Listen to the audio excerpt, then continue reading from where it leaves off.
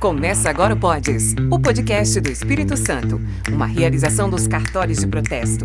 Aqui conversamos com lideranças, empresários e empreendedores e profissionais que contribuem para o desenvolvimento empresarial do nosso estado.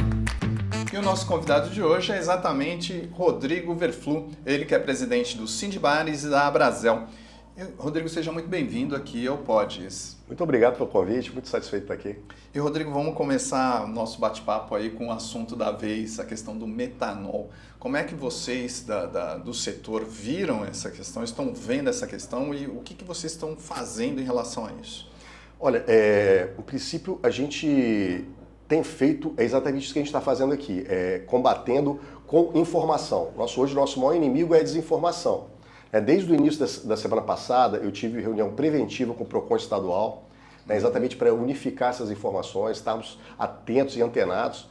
Mas é importante a gente trazer para a população exatamente o que significa o que está acontecendo. Nós temos, inicialmente eram 22 casos, a gente lamenta demais, tá? É bom deixar isso claro, a gente lamenta tudo que aconteceu, principalmente as mortes, mas eram 22 casos iniciais de suspeita de contaminação por metanol em São Paulo, no estado de São Paulo, dentre os quais apenas uma pessoa relatou que tinha ido num restaurante, num food service, no restaurante no caso, e estava acompanhado com outras pessoas que não apresentaram qualquer sintoma. Então, o que acontece? Nós temos aí, é importante a gente diferenciar o que é o envenenamento e o que é falsificação. Perfeito. Nesse caso do metanol, houve claramente envenenamento. Inclusive saiu o laudo da Polícia Civil de São Paulo dizendo que realmente colocaram metanol naquelas bebidas. Não tem nada a ver com o processo de fabricação delas. Houve a colocação de má fé, dolosa nessas bebidas. Um crime. Um crime, exatamente. O que é diferente da falsificação. Por que eu estou fazendo essa diferenciação? Porque a falsificação ela é algo contra o que a gente já luta há muitos anos. E o setor de alimentício como um todo, mas falando aqui da bebida especificamente, que é o assunto, o setor de bebidas ele é extremamente fiscalizado exatamente por isso. Então, para você abrir hoje uma fábrica de bebida, de destilado do Brasil, você é extremamente fiscalizado. Primeiro que é extremamente difícil você abri-la, e você é extremamente fiscalizado desde a origem do metanol, ele é totalmente rastreado até chegar à mesa do consumidor. Vocês podem ter bastante tranquilidade buscando estabelecimentos formais, buscando bebidas formais, eles não vão ter problema nenhum. Isso realmente foi algo lamentável, mas muito pontual. Assim, até concluído para ressaltar o tamanho da dimensão, o estado de São Paulo, de 40 milhões de pessoas, foram 22 suspeitas. Rodrigo, aí você falou da questão da falsificação, que é extremamente fiscalizado e tal. No entanto, a gente tem pesquisas aí que mostram que o setor é o que mais tem falsificação. Como é que funciona essa balança aí? Parece que essa conta não fecha. Por que se falsifica tanto bebidas aqui no Brasil? Vamos colocar o setor de alimentos em geral. Não é o setor de food service. O setor de food service nosso, que é o que eu represento, ele passa por diversos processos de fiscalização. Certo. Mas aí, voltando à pergunta, que é a questão do setor alimentar, que é tão falsificado, que a gente lamenta muito. Nós temos realmente índices de países subdesenvolvidos, que a gente lamenta muito.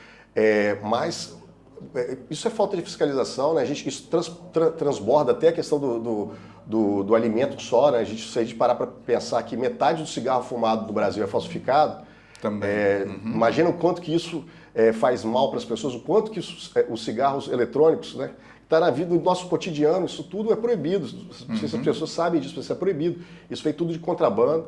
Então, assim, é realmente uma situação que o país precisa trabalhar ainda mais para coibir, e isso passa até pelo consumidor, de buscar lugares formais, buscar origens formais dos seus produtos, e prestigiar esses estabelecimentos, porque eles realmente estão fazendo um esforço para que pagam impostos, pagam taxas, pagam alvarás exatamente para trazer segurança para o consumidor. Pois vamos combinar aí que essa falsificação acaba prejudicando demais o setor, né? Sem dúvida, a gente é vítima por conta desse alarde que se cria, mas nós somos extremamente regulados, extremamente vigiados. Então, o consumidor ele pode ir tranquilamente para o setor formal, seja supermercado, seja restaurante, seja food service em geral, desde que formal, que vai ter certamente uma comida de qualidade. E essa história toda aí tem prejudicado aí os planos futuros, né? O pessoal que está querendo fazer festa de final de ano, você acha que isso pode prejudicar também o mercado? Olha, eu acho que, assim, aos poucos as pessoas estão entendendo qual é a diferença da situação que se colocou, né, há algumas semanas e o que está acontecendo realmente agora. Já estão descobrindo, né, eu acho que o nível de investigação já aumentou. Se fosse algo de uma escala maior, acho que já tinha estourado. Então, volto a dizer, como isso é um envenenamento pontual, doloso, é algo realmente muito direcionado para aquilo ali que se fizeram, que é diferente de uma falsificação, volto a dizer, que também é lamentável, mas não é aquilo, são coisas diferentes. Em relação aí à questão de falsificação, como é que o consumidor aí pode identificar se a bebida é de qualidade, né, e evitar exatamente esses produtos que a gente não sabe a origem? Antes de mais nada, buscar estabelecimentos formais. Lugares que eles confiam, que têm reputação, que já têm anos aí, porque esses lugares que fazem, que sofrem toda essa fiscalização e estão preocupados com a própria reputação, né? É importante o consumidor ele se preocupar com locais que oferecem bebidas muito baratas, fora do preço de mercado, rua, enfim. São lugares mais arriscados, naturalmente, porque são menos formais, vamos dizer assim. Agora mudando um pouquinho aí a questão do setor gastronômico também, né? Como é que a Abrazel tem pensado aí na questão da segurança alimentar? De que forma o consumidor também aí pode ter segurança naquilo que ele está comendo? Olha, o consumidor, como eu falei, buscando os estabelecimentos que são os formais, ele vai ter total tranquilidade de que aquilo ali é o melhor possível. E você bem falou, a gastronomia capixaba hoje, ela está enriquecida cada vez mais, exatamente por esse cuidado que a gente tem de comunicar bastante, de validar os fornecedores. Então, hoje nós temos fornecedores validados, né, que tem são certificação, certificação, reputação, tudo isso. E a gente orienta os estabelecimentos a irem nessas pessoas, né? Então, é todo um ecossistema que está bem validado, bem fiscalizado e que o consumidor... E funciona essa fiscalização, Rodrigo? Funciona, sem dúvida. Como eu falei, é uma fiscalização extremamente robusta que vem desde da plantação, no caso do álcool, do etanol, sendo rastreada até a mesa do consumidor. O que a gente tem que se preocupar muito, eu fiz o paralelo do cigarro, é exatamente as coisas informais. Né? Volto a dizer esse índice, metade do cigarro fumado no Brasil é falsificado. Não é a parte que é formal que você tem que se preocupar, claro, que o cigarro é algo que a gente sabe os malefícios, mas é essa parte que está informal, que é falsificado, que a gente não sabe o que tem ali. É exatamente isso, é você buscar, esse paralelo eu acho que é bem interessante, é você buscar onde você tem a segurança, que certamente o Estado está ali, e aquele próprio empresário ele já está habituado a ter diversas regulamentações, obedecer diversas normas, e aquilo ali sem dúvida vai com toda a segurança para a mesa das pessoas. Buscar o que é oficial. Exatamente. Rodrigo, agora vamos mudar um pouquinho aí os bares e restaurantes, eles são influenciam fortemente aí o PIB capixaba, né? Quantos empregos diretos e indiretos o setor tem gerado aí nos últimos anos? Você tem ideia disso? A gente estima hoje que hoje nós somos mais de 150 mil empregos diretos. Uau. Então, se você passa para pensar em toda a cadeia de fornecedores, né, que são indiretos, a gente tem uma relevância robusta no PIB capixaba. A gente estima que 3% do PIB capixaba é referente à alimentação fora do lar. Food service em geral. A gente mudou esse termo, até curioso de eu falar isso, a gente chamava alimentação fora do lar, mas hoje com o delivery vindo tão forte, parte do nosso setor e está dentro da casa das pessoas. A gente vai falar disso também, vamos falar do delivery então, aqui. A gente mudou para food service, embora seja uma expressão estrangeira, mas eu acho que diz mais do nosso setor. Uhum. E como é que a gente está pensando aqui em Grande Vitória, né, que é o principal empregador, né? E fora desse eixo, como é que está a questão de empregabilidade, como é que está o mercado para o setor? Olha, muita demanda por mão de obra, viu? O setor tem se desenvolvido fora também da Grande Vitória, a gente tem nichos, eu vou até ser leviano se eu falar aqui, mas a gente sabe dos nichos turísticos muito fortes, principais aí, o interior tem vindo muito forte, até mesmo fora dos eixos mais conhecidos, né? O interior tem vindo muito forte em termos de gastronomia, em termos de turismo em geral, então tem demandado muita mão de obra. Estamos em falta de fato, e aí a gente cai naquele velho problema da mão de obra, né? Que todo mundo reclama, eu sei que o setor produtivo, como todo, reclama, mas no nosso setor de food service, ele, por empregar muito, ele acaba sentindo mais. Então realmente é uma dificuldade, a gente tem conversado bastante, eu tenho falado isso dos canais de comunicação, que hoje a gente precisa, aí eu falo até em nível de Brasil, a gente precisa repensar as nossas relações de trabalho, porque nenhuma das duas partes está satisfeita, tem algo errado, a gente precisa trazer todo mundo para a mesa e fazer esse debate para construir uma solução melhor para que todo mundo saia ganhando. Essa conversa está existindo, Rodrigo? Tem mecanismos para se chegar a um consenso aí entre as partes? Eu ainda vejo muito incipiente, eu acho que ela deveria ser mais ágil, até porque o Brasil está estagnado, ele precisa crescer. Né? Eu vejo no nosso setor muitos empresários que muitas vezes abriam 2 turnos, almoço e jantar, e fecham um turno porque não tem gente para trabalhar. Então isso acaba sendo um ciclo vicioso que vai diminuindo e agarrando toda a economia do país e vai tendo reflexos em todos esses derivativos aí, né, na sociedade como um todo. Eu quero conversar um pouquinho mais daqui a pouco sobre isso, mas eu queria voltar na questão dos municípios. Quais municípios aí que despontam na sua visão para esse setor? Olha, eu acho que os municípios que têm valorizado o turismo têm tido destaque. Eu vou até fazer um convite às pessoas agora que a gente vai fazer o Roda de Boteco em Venda Nova do Migrante, né, um município extremamente turístico, né, uma das rotas de chegada dos italianos aqui.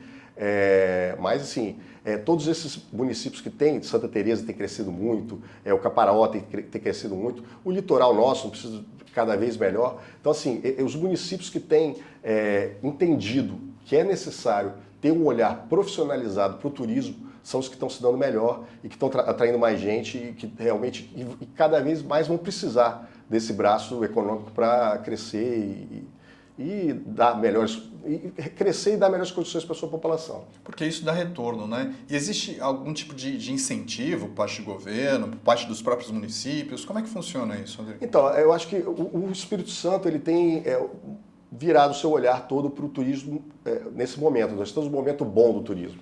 Mas eu sempre costumo também fazer um alerta que como nós estamos muito no início dessa caminhada, os números eles acabam sendo muito bons, mas é porque a gente já estava muito lá atrás. A gente precisa caminhar com muita força e não podemos perder esse foco do turismo. Né? O Espírito Santo, com a reforma tributária, vai precisar cada vez mais dessa receita turística.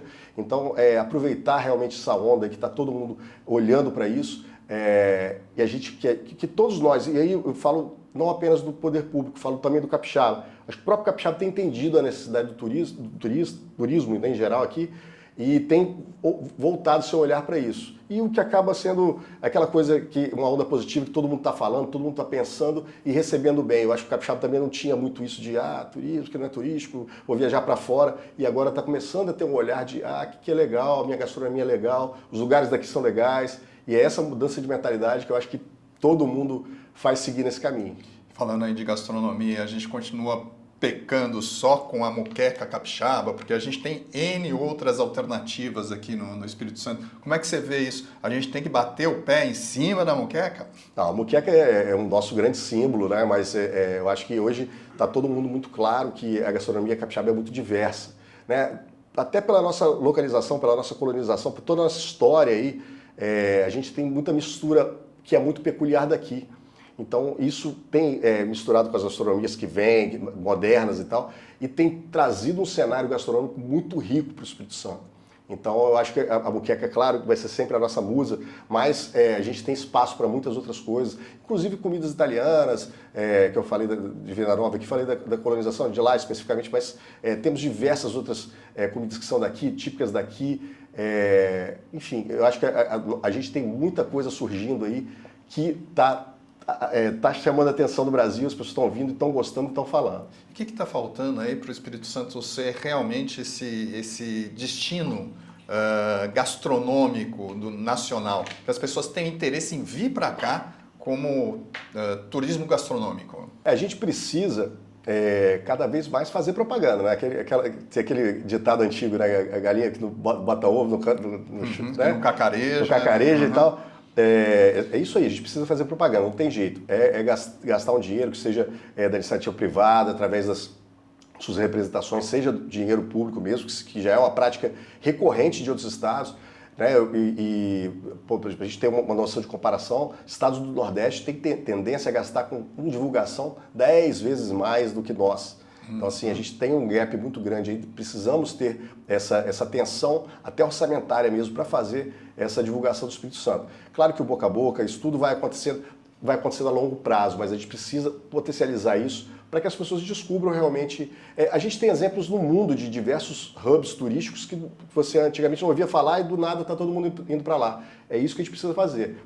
E todos foram dessa forma, fazendo propaganda, divulgando, e aí depois o boca a boca vai sozinho. Mas o Estado precisa realmente ter atenção e canalizar nisso. Dá para crescer. Dá para crescer bastante, tem muito ainda para crescer. Nós estamos no iniciozinho ainda. Você faz parte também aí do Contures, né? E também do Conselho Municipal aqui de Vitória de Turismo. Como que você vê essa questão? O turismo tem impactado positivamente? Eu também sou membro da Câmara Empresarial de Turismo, da FEComércio, lá a gente tem feito um trabalho em conjunto, todas essas instâncias aí, que são muito importantes. E que é o viés, né?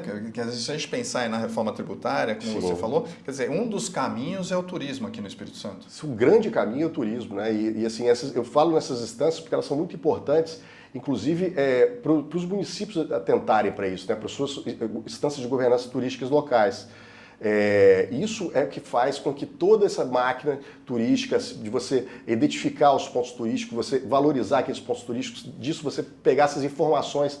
Hoje a gente tem um déficit de informação turística grande, a gente tem melhorado, sem dúvida, mas precisamos cada vez mais. Então isso é uma atenção de todo esse conjunto para a gente conseguir caminhar cada vez mais forte. Falando disso, capacitação, como é que vocês também estão abordando essa questão? Porque você já falou na questão da falta de mão de obra. Por outro lado, tem algum subsídio para quem quer entrar nesse setor?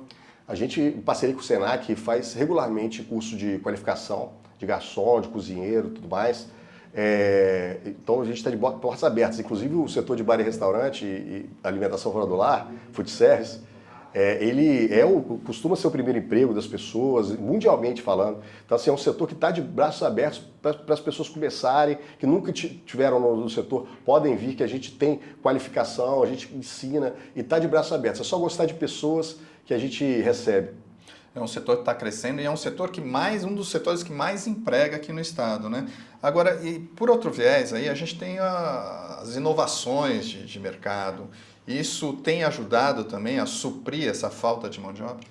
Então, acaba que sim. Eu acho que o mercado ele acaba achando o caminho, né? A gente precisa, isso é um problema do Brasil, a gente precisa aumentar a eficiência, né, a produtividade, na verdade, do brasileiro em geral. Então acaba que as empresas elas vão buscando por soluções para aumentar a eficiência do próprio negócio, até para solucionar essa falta de mão de obra. Então sim, a tecnologia ela vem para...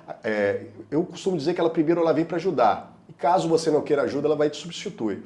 Então é isso, a gente acaba buscando isso também para tentar suprir essa mão de obra e atender as pessoas. Porque nosso objetivo final é servir as pessoas. A gente precisa achar um caminho para isso. E o setor está se adaptando a essas inovações e como você vê essa adaptação? Essas inovações são muito enriquecedoras, são muito importantes. O setor, ele é um setor de gente que gosta de gente, então as pessoas vão lá para socializar. Então, elas querem esse cuidado, é um setor que cuida das pessoas, eles querem esse cuidado. Então, o ser humano ele sempre vai ter um papel fundamental, isso é importante dizer. Mas as tecnologias elas vêm para arrojar ainda mais, né? A formatação, os processos. Então, a gente vê com ótimos olhos e a gente tem recebido isso, feito diversas conferências, diversas reuniões para tratar e desenvolver isso aqui. Você bateu bem aí nessa tecla da alimentação fora de casa, né? E também a gente já falou um pouco aí da questão do delivery, né?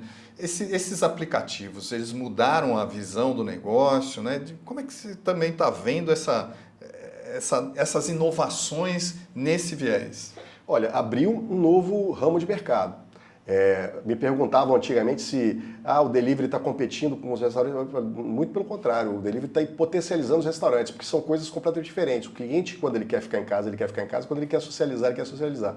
Então você abre um novo mercado, eu acho que ainda está muito incipiente, tem uma tendência de crescer bastante ainda, e eu acho que é uma grande oportunidade para os empreendedores estarem buscando se especializar nisso, né? Porque também não é algo simples. É muito complicado você entrar no setor. O setor já é um setor complicado. Você mudar a sua operação para atender a pessoa em casa, toda essa logística é uma outra operação bem diferente. Então é muito complexo. O que eu aconselho as pessoas realmente buscarem qualificação, buscarem se inteirar do assunto, porque o que a gente inclusive oferece também, mas porque não é algo fácil. E embora seja um campo extremamente fértil aí para as pessoas. Vocês oferecem isso de que forma, Rodrigo? A gente tem diversos cursos que a gente ministra, apoia e ministra.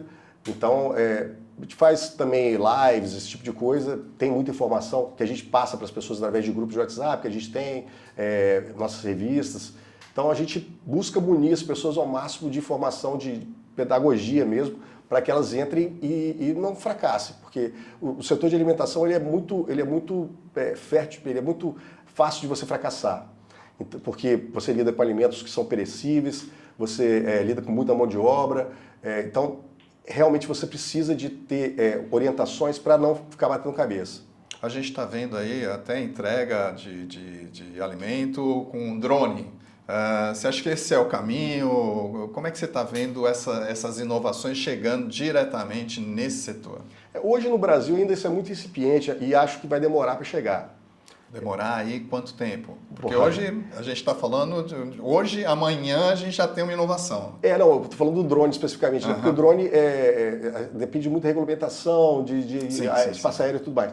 Mas assim, essas evoluções elas estão, como você falou, vindo assim, você piscou o olho e chegou uma coisa nova. Eu acho que as pessoas precisam se preparar para trabalhar junto com essas inovações e não que as inovações as substituam. E a gente tem também, dentro desses temas aí, né, inovação, outro tema que bate a porta aí é sustentabilidade. De que forma o setor está vendo isso? Como é que está atuando dentro da questão da sustentabilidade? O setor já está atento a isso há uns anos já. Mesmo quando não estava em voga, a gente trabalha com política reversa, a gente trabalha... O setor ele é um grande participante na questão da energia solar. Já há alguns anos a gente faz campanhas para que as pessoas adotem, né, a energia solar, até para o seu setor que demanda muita energia. Então a gente vê isso com muito bons olhos e cada vez que a gente vê práticas, né, aí claro que depende de outros atores, não só nossos, depende de município, depende de outros atores, parte dessa cadeia de reaproveitamento de alimentos, a gente está sempre junto para realmente fazer o melhor proveito daquilo do nosso material, o melhor proveito da energia, o melhor proveito do local, o melhor proveito da água, de reaproveitamento da água. A gente já tem muito isso, tem diversos restaurantes que reaproveitam, inclusive o meu, que reaproveitam a água da chuva para poder para banheiro, para lavagem e tudo mais. Então é um setor que está muito atento a isso há muito tempo. Mas a gente tem ainda índices de taxa de desperdício de alimento muito altos aqui no Brasil, né? Nesse viés, tem alguma ação específica, concreta, prática do setor aqui no Espírito Santo? Em termos de alimentos, a gente tem uma legislação que ela é relativamente nova, porque antigamente a gente tinha um problema do descarte de alimentos, até para você, sobrou alimento, o que você vai fazer com esse alimento? A gente tinha um problema de responsabilização muito grande do restaurante, o que acabava fazendo com que ele descartasse tudo para exatamente evitar esse problema. Hoje a gente tem essa legislação que permite que a gente doe para estabelecimentos, normalmente terceiro setor, para que esse terceiro setor faça essa distribuição. Uhum. Então a gente sempre busca essas entidades, oferta para os nossos associados, para que tenha esse caminho, seja feito da melhor forma possível, de uma forma que os resguarde como empresa e também possa chegar quem esteja necessitando. Outro ponto aí também em voga sempre é a questão da segurança, né? De que forma bares, restaurantes podem auxiliar aí também nesse processo de dar mais segurança para quem convive, quem está no dia a dia da cidade? Os bares e restaurantes são fundamentais na segurança pública. Aliás, o comércio é fundamental. Onde você tem uma rua com um monte de comércio aberto, bares, restaurantes, você vai ter índices certamente muito menores do que locais escuros. Então, a ocupação da cidade, né, e os bares e restaurantes têm um papel muito grande nisso aí. Quando as pessoas ocupam a cidade fica mais segura. São índices comprovados aí, nacionais, e esse eu acho que é o nosso grande papel, de estar ocupando a cidade, as pessoas entendendo que o bar, o restaurante, a lanchonete, a sorveteria, tudo é extensão da própria casa. E ali ocupar e estar realmente usufruindo da cidade, ao invés de deixá-la como a gente vê em vários locais, deixarem locais ermos, onde a gente, infelizmente, tem índices maiores de violência. Bar e restaurante dá lucro, é um bom negócio, Rodrigo? Olha, é um negócio muito difícil.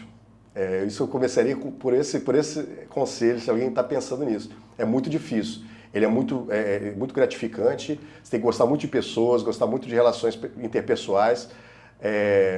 Se você fizer tudo direito, você vai ganhar seu dinheiro honesto, mas é muito difícil. Eu começo com essa ressalva aí. E quem quiser, lógico, é muito bem-vindo no setor, a gente trabalha para que o setor cresça, mas que venha de uma forma através de instituições como o Sindbares, como a Brasel, que a gente tem muito que orientar exatamente para a pessoa não se frustrar. Quais são os principais obstáculos aí? Por que é tão difícil? Olha, eu falo o seguinte, que o bar e restaurante, ele é bar, restaurante, lanchonete, tudo, ele é comércio, porque você vende seus produtos, ele é serviço, porque você quer ser servido lá, e você é indústria, porque você está transformando as coisas lá dentro.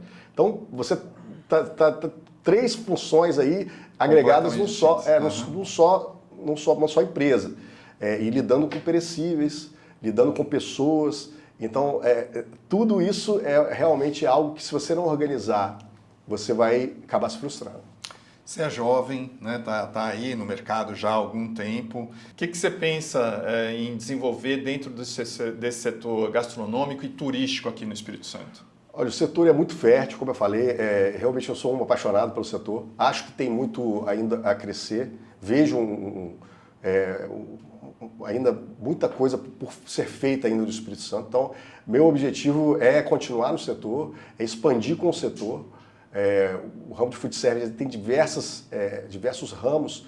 Então, minha ideia é essa, estar abrindo cada vez mais em ramos diferentes, dentro de uma mesma expertise, né, que a gente vai trazendo desses anos todos trabalhando. Então, a minha ideia é essa, continuar e expandir dentro do food service. E dentro dos Sindbares, falando de Sindbares e a Brasel, qual o legado que você pretende deixar aí?